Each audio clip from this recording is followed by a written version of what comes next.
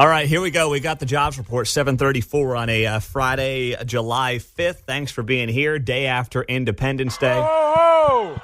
Happy Independence Ho, ho, ho! Day! Happy Independence Day. And ho, ho, ho! The jobs report just dropped. And unemployment rate has ticked up to 4.1%. The expectations were for a 4.0% unemployment rate, so that would be the highest unemployment rate since November of 21. The jobs numbers came in. Expectations were for 206,000. 200,000 was the expected number. We got 206,000 jobs, so slightly above what the expectations were on the total number of jobs. But here's the most insane part of this jobs report. These numbers are mostly steady, mostly what we would expect and what was expected. First off, let me add this as well.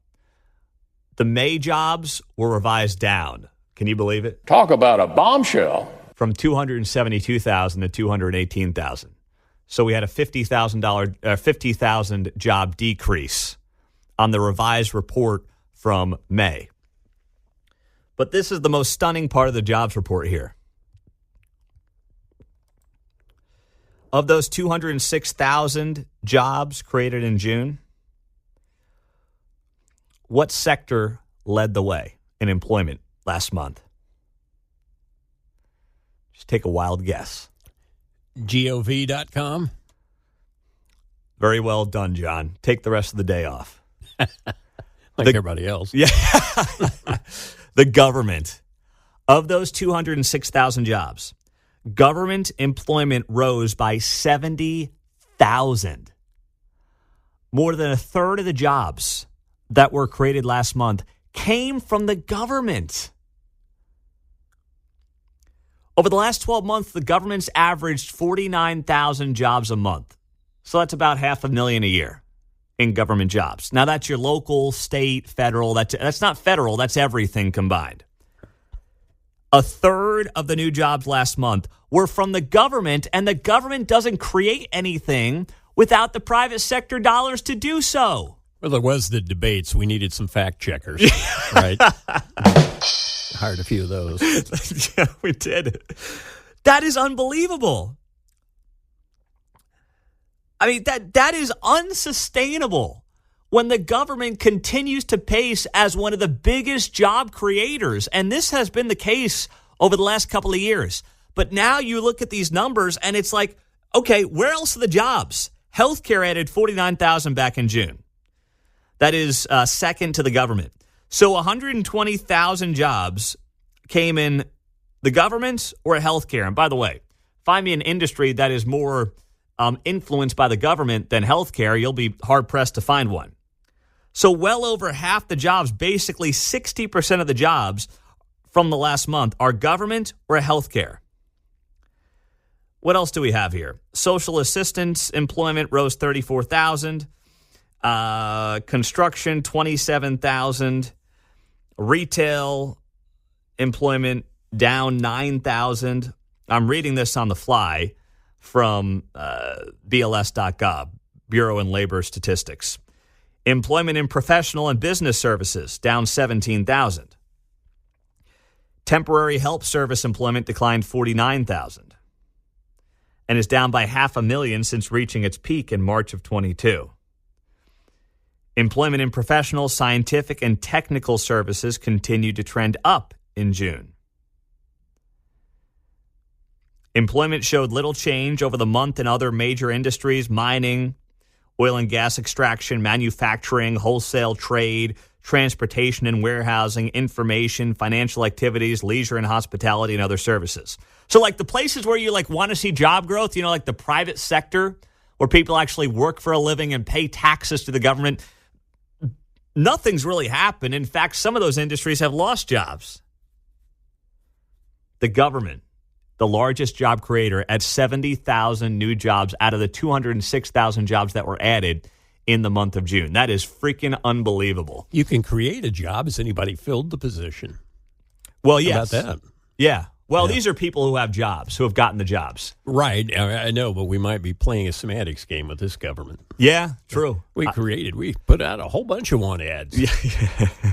Position sought. I'll give them credit for at least, I assume these are people that got hired, but you're right. I don't know what's going on in the back room, to your point. A cynical old man. Yeah, no, I get it. Because I'm saying, okay, so what? Where are they working? They don't say they hired more sanitation or more this, that, or the other, do they? Well, maybe, I don't know, they're lackeys for Mike Kelly here in Johnson County or Frank White, while he's busy coaching first base. Someone's got to work. Somebody's got to cover. He's collecting 150 fat ones a year.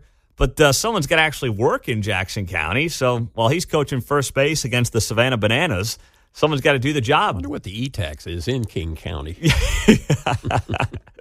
Oh, man. So that just came down here in the last couple of minutes. The jobs report dropping. We'll see how the markets react. And our buddy Mark Falter is going to be here at 8:30 to react to this as well. 913-408-7957 is our studio line and our text line here on KCMO 95.7 FM.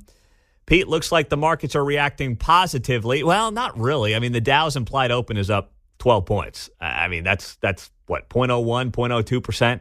So I think the market's going to be in this weird place for the next few months to try to figure out what happens in this election and what it all means. That's what I think's going on. I don't, and I'll ask Mark Falter. He's, of course, the expert on all this. But you have a stock market that has severely outpaced what's going on Main Street. And I understand those two things are not one and the same. However, with the amount of pain that Main Street has felt, it does not add up to what's going on Wall Street, where you've seen this massive spike over the last 6 to 12 months, driven in large part by artificial intelligence stocks, NVIDIA's, Meta's, Amazon's, Microsoft's. It just doesn't square up. So I don't know. I'm not sitting here doing doom and gloom, suggesting it's some kind of bubble. I'm just saying it doesn't add up by any stretch of the imagination at all.